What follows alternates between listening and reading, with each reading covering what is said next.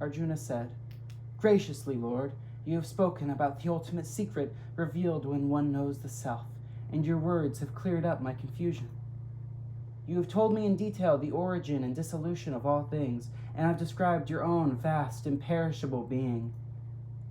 I do not doubt that you are what you say you are, Lord, and yet I want to see for myself the splendor of your ultimate form.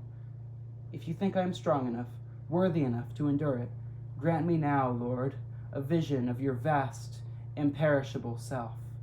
The blessed Lord said, "Look, Arjuna, thousands, millions of my divine forms, beings of all kinds and sizes, of every color and shape. Look, the sun gods, the gods of fire, dawn, sky, wind, storm, wonders that no mortal has ever beheld. Look, look, Arjuna, the whole universe, all things, animate or inanimate, are gathered here. Look, enfolded inside my infinite body. But since you are not able to see me with mortal eyes, I will grant you divine sight. Look, look, the depths of my power." After he had spoken these words, Krishna, the great lord of yoga, revealed to Arjuna his majestic, transcendent, limitless form.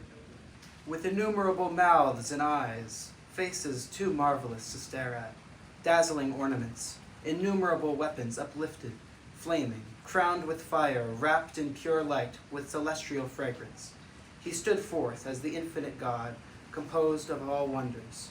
If 1,000 suns were to rise and stand in the noon sky, blazing, such brilliance would be like the fierce brilliance of that mighty south. Arjuna saw the whole universe enfolded, with its countless billions of life forms gathered together in the body of the God of gods. Trembling with awe, his blood chilled, the hair standing up on his flesh, he bowed and, joining his palms, spoke these words to the Lord. Arjuna said, "I see all gods in your body, and multitudes of beings, Lord, and Brahma on his lotus throne, and the seers and the shining angels. I see you everywhere with billions of arms, eyes, bellies, faces, without end, middle, or beginning, your body, the whole universe, Lord. Crowned, bearing mace and discus, you dazzle my vision, blazing in the measureless, massive, sun-flame splendor of your radiant form. You are the deathless, the utmost goal of all knowledge, the world's base, the guardian of the eternal law, the primordial person. I see you beginningless, endless, infinite in power, with 1,000,000,000 arms, the sun and moon your eyeballs, the flames of your mouth, lighting the whole universe with splendor. You alone fill all space, and the 3 worlds shudder when they see your astounding, terrifying form. Multitudes of gods approach you, palms joined in dread and wonder. Multitudes of sages chant to you hymns of deep adoration. The storm gods, the gods of light, of sky, dawn, and wind, the angels, the saints, the demigods, and demons, all gaze at you in amazement. Your stupendous form, your billions of eyes, limbs, bellies, mouths, dreadful fangs, seeing them, the worlds tremble, and so do I. As you touch the sky, many-hued, gape-mouthed, your huge eyes blazing, my innards tremble, my breath stops, my bones turn to jelly, seeing your billion-fanged mouths blaze like the fires of doomsday. I faint, I stagger, I despair. Have mercy on me, Lord Vishnu. All Dhritarashtra's men, and all these multitudes of kings, Bhishma, Drona, Karna, with all warriors behind them, all rushing headlong into your hideous, gaping, knife-fanged jaws. I see them with skulls crush, their raw flesh stuck to your teeth. As the rivers in many torrents rush towards the ocean, all these warriors are pouring down into your blazing mouths. As moths rush into a flame and are burned in an instant, all beings plunge down your gullet and are instantly consumed. You gulp down all worlds, everywhere swallowing them in your flames, and your rays, Lord Vishnu, fill all the universe with dreadful brilliance. Who are you in this terrifying form? Have mercy, Lord. Grant me even a glimmer of understanding to prop up my staggering mind." The blessed Lord said, I am death, shatterer of worlds, annihilating all things. With or without you, these warriors and their facing armies will die. Therefore, stand up, win glory, conquer the enemy, rule. Already I have struck them down. You are just my instrument, Arjuna. Drona, Bhishma, Jayadratha, Karna, and the other great heroes have already been killed by me. Fight, without hesitation. Kill them.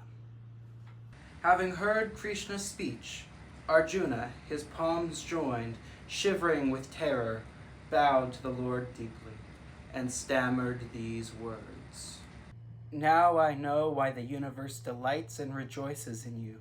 Terrified, the demons scatter before you, and the sages bow. Why should they not bow, eternal Creator, infinite Lord? You are both being and non-being, and what is beyond them both.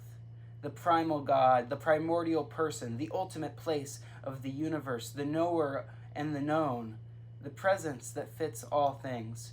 You are wind, death, fire, the moon, the Lord of life, the great ancestor of all things. 1,000 times I bow in front of you, Lord. Again and again I bow to you. From all sides, in every direction, majesty, infinite in power, you pervade. No, you are all things. If, thinking you a human, I ever touched you or patted your back or called you dear fellow or friend through negligence or affection, or greeted you with disrespect thoughtlessly when we were playing or resting alone or in public, I beg you to forgive me, immeasurable God, great Father of the world, teacher, sustainer, goal of all reverence, unique and peerless Lord of unthinkable splendor. Therefore, most sincerely, I beg your pardon, as a father forgives his son, a friend his dear friend, a lover his beloved. Forgive me. Having seen what no mortal has seen, I am joyful, yet I quiver with dread. Show me your other form, please, the one that I know. Have mercy. Let me see you as you were before, crowned, bearing mace and discus, with only 4 arms, O billion-armed Lord of infinite forms.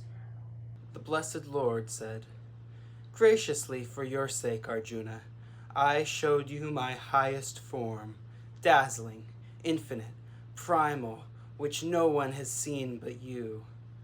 Not by worship or study or alms or ascetic practice can I be seen in this form by anyone but you, Arjuna. Do not be frightened or confused at seeing my horrific form. Free of fear, light-hearted, see me as I was before.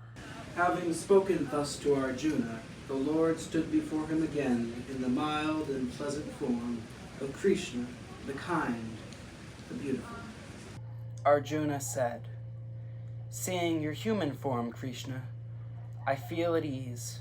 Once more I am myself, and my mind has regained its composure. The blessed Lord said, the vision you have been granted is difficult to attain. Even the gods are always longing to behold me like this. Not by study or rites or alms or ascetic practice can I be seen in this cosmic form, as you have just seen me. Only by single-minded devotion can I be known as I truly am, Arjuna. Can I be seen and entered. He who acts for my sake, loving me, free of attachment, with benevolence towards all beings, will come to me in the end.